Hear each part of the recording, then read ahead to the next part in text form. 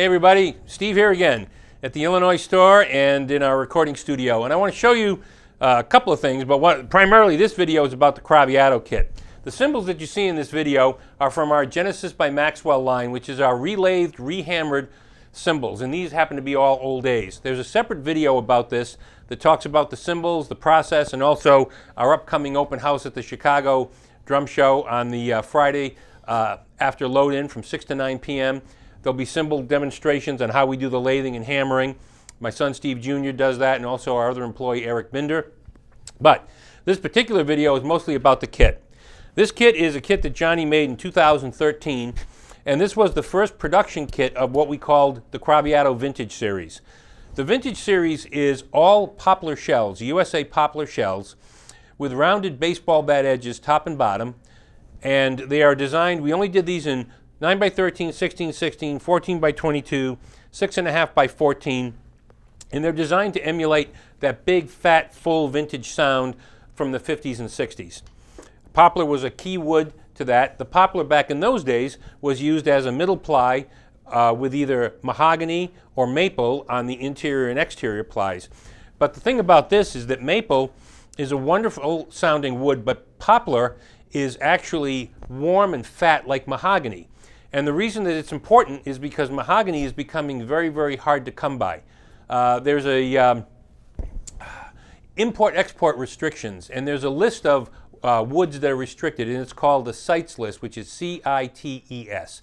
On that list today, you've got things like bubinga and rosewood that are very, very highly controlled because of the process that's going on with deforestation, and those forests are being harvested incorrectly, improperly, and not sustained. Some of that same thing is happening with mahogany.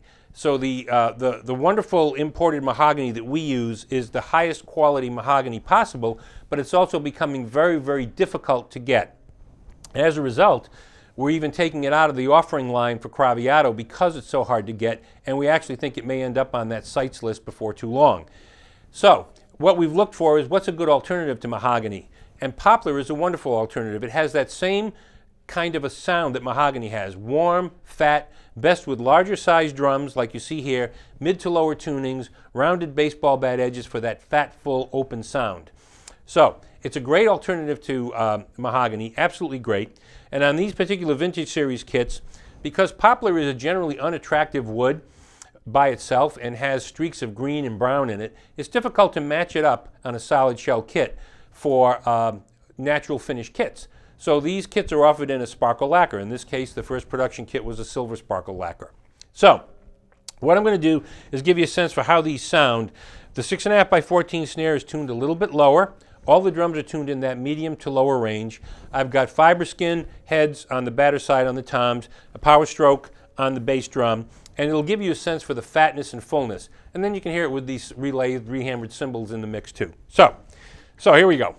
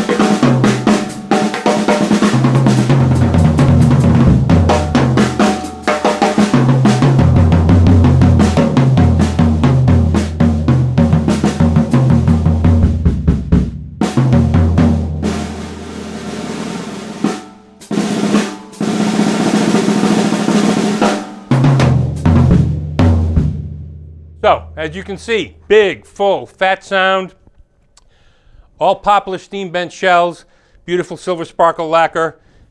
This kit's on the website, you can see it there, and we can also order these for you as well, but it gives you a nice sense for what Poplar can do as an alternative to mahogany, and it's much more sustainable. You don't have to worry about the forestation issues.